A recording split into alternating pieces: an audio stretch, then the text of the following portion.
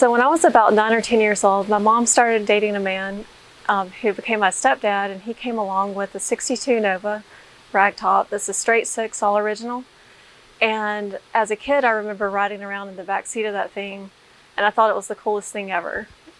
When I got to be 16 and was in high school, I got to drive it around a lot. So all in all, through my last few years of high school, I actually drove that Nova around a pretty good bit.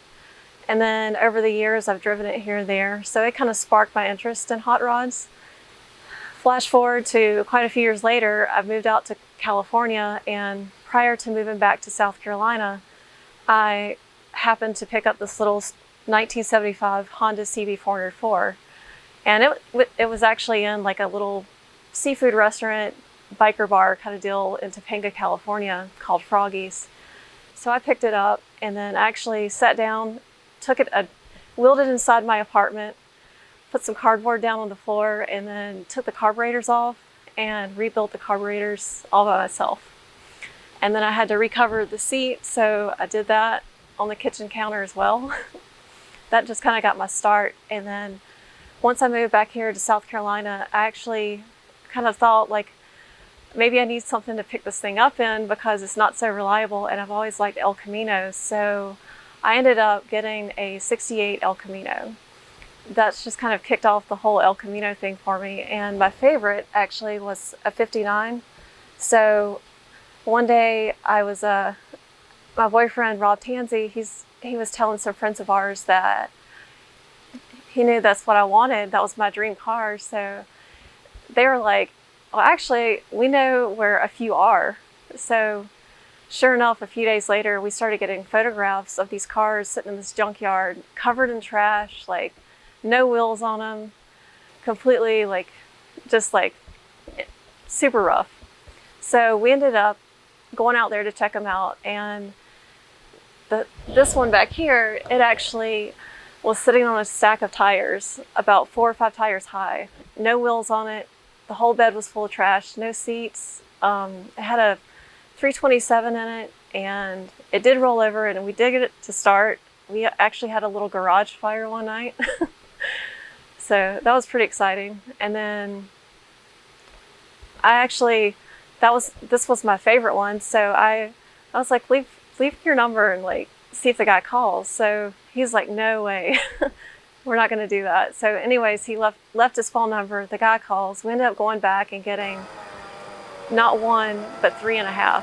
So we've got 359 El Caminos, and this one's the first one that's up and running and on the road, and it's actually a pretty cool little hot rod. So as far as this El Camino goes, it's actually got it's a 355 short block with a 305 duration cam. It's got vintage air conditioning. It's got air ride and E-level on it.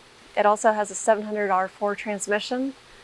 So this 59 El Camino, it went from a 327, and now it's got a 355 short block with a 305 duration camshaft in it, dual Holley Sniper fuel injection on it, vintage air, heat and air conditioning, air ride with E-level, and it also has some fun little purple zebra print seat covers on the seats. It's got 4 really awesome vintage Kraggers that came out of somebody's trash pile a buddy found and gifted to us. So that was pretty nice, and I think they fit it pretty well. Leather upgrades that we did, which were 4-wheel disc brakes, and I actually assisted with that myself. And then the motor is painted up to match the exterior of the car.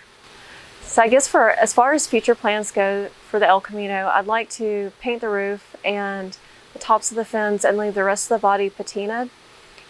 The other thing I'd like to do before I do that is actually chop it a few inches, so it will be extra low. As a woman in the hot rod industry, I think this is a really super cool thing to be involved with. It's a great group of people to hang out with, and you actually get some hands-on experience with the build. So as for instance, with this one, I actually helped do a couple things like update the disc brakes on it, and just do a couple little odds and ends here and there.